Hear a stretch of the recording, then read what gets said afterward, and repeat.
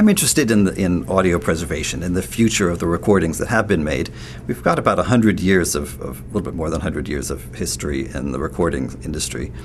And it seems that every format we invent is a little worse than the next one, than the one before it in terms of how long it's going to last. There's a real danger that most of the music of the 20th century is going to be lost in the 21st century because it's recorded on very fragile pieces of tape or discs.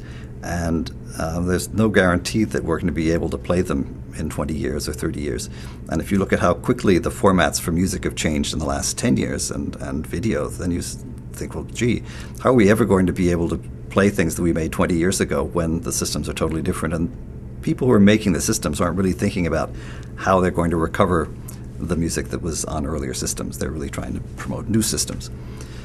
Ethnomusicology archivists think about this a lot because it's our job running an archive to preserve the music of the past, not just to study it, but also for the people in the future when the great-grandchildren of the musicians want to come and listen to the music so that they can relearn their great-grandparents' songs. And if we can't play them, then we've really failed one of our missions, and I think the world culture will be worse for it. If we lose the memory of our past, we have a real lack of resources for the future. We won't be able to recover that amazing way of singing that was recorded once before everybody forgot how to do it because they were too busy doing something else, but now want to learn again. And so I think the whole world needs to pay attention to it. UNESCO has created a day for the preservation of world music, but I think every country needs to be thinking very hard about its own traditions. And I say every country because most businesses don't have time or money to worry about preservation. They have to make money. They have stockholders, and they have to make money. They want to survive. It has to be somebody else's responsibility to say, hey, wait, there has to be some responsibility for preserving these wonderful things that we spent so much time trying to accumulate and that people were so inspired by in the past.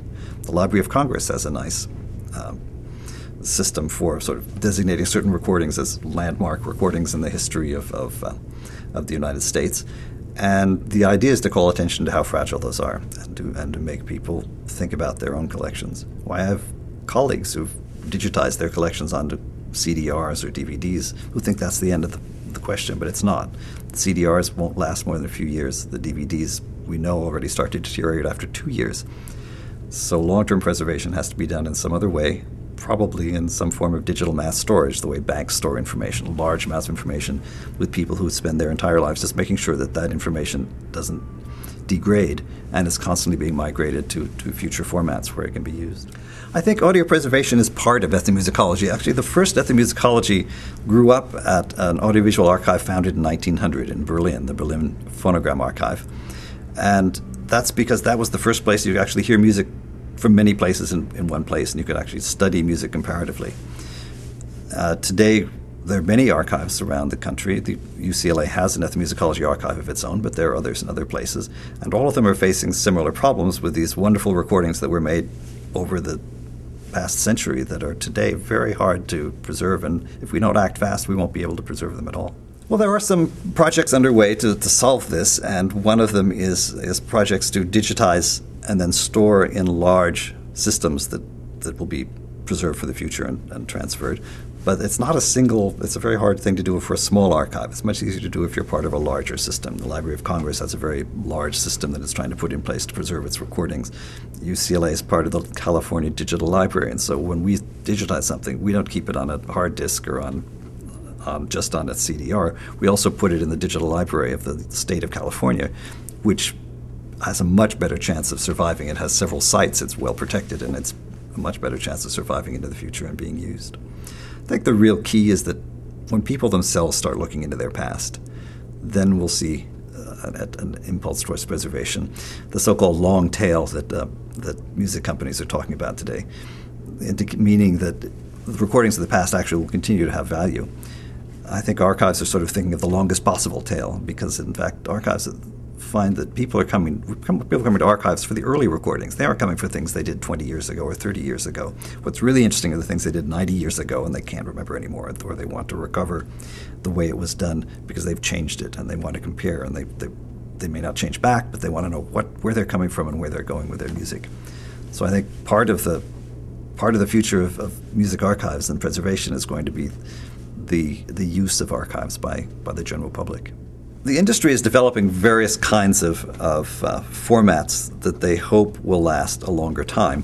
One of those is an archival CD, which may possibly last longer than the regular CD. There have been tests of how CDs are made, and the actual composition of the dye that's burned underneath changes, even though the name of the make doesn't change and the name of the period. The only way you can be sure that you have any consistency within most CDs is by buying a whole lot of them at once, and you assume they're made from the same batch.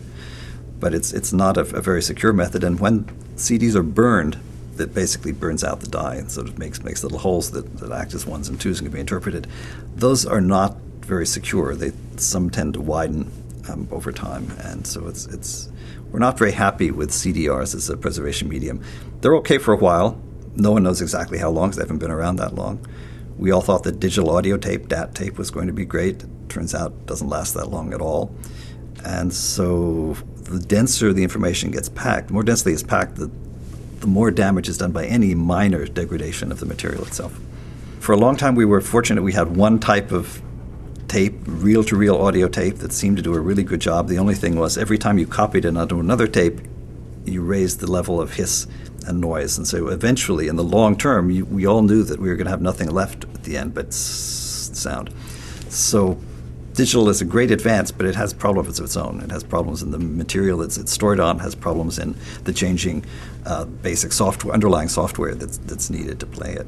I think today we're mostly working around WAV files, which are non-proprietary, and we think there's so many and it's fairly easy to migrate them to the future. We're thinking about a certain sampling rate, double the sampling rate on most CDs, because the CDs are not the ideal sampling rate. They're ideal for being able to fit 73 minutes of music on, but if you want that 73 to sound better, it really is important to sample it twice as often at least, and so and we can do that. It's just we can't put it on CDs anymore. We have to have a larger medium in which to store it. DVD in the short term, but preferably getting it to a mass storage system where it's actually being self-checked, because the large storage system actually check themselves. And so they're inevitable sort of random changes in things, and bits get out of place and things like that. But a self-checking one will begin to see when it's got a problem and replace the tape. You do some error checking on it, and when there's a certain number of errors, you replace it. It's hard to do that kind of checking with a DVD. Most people won't do it. They'll just make the DVD, put it on the shelf. And we've found that in as little as 2 years, you can lose 5% of those DVDs. And at least in one case of an archive that was digitizing video, it found that some of them weren't playable, even if they've been stored in very cold conditions after only a few years. The most important thing for storing tape, if you've got tapes, cassette tapes or reel-to-reel tapes, is humidity. If you can control the humidity and keep it pretty stable, that will go a long way towards their lasting longer until you find a solution you want to have for them. The same thing goes for keeping CDRs and DVDs. It's better to keep them dry, and it's better to keep them in the dark. I often use a large picnic cooler with some silica gel in it and close it up pretty tightly, and that at least the picnic cooler keeps it from wide changes in temperature, and the silica gel keeps it sort of relatively dry, and you try to keep it from wide changes in those, because the tapes, especially, every time they stretch when they get wet and they shrink or when they get dry, and so every time they're doing that, they're putting stress on the layers in between them. CDRs also have several layers, and the layers may interact with one another chemically. They'll be much less apt to do so if it's kept dry and in the dark.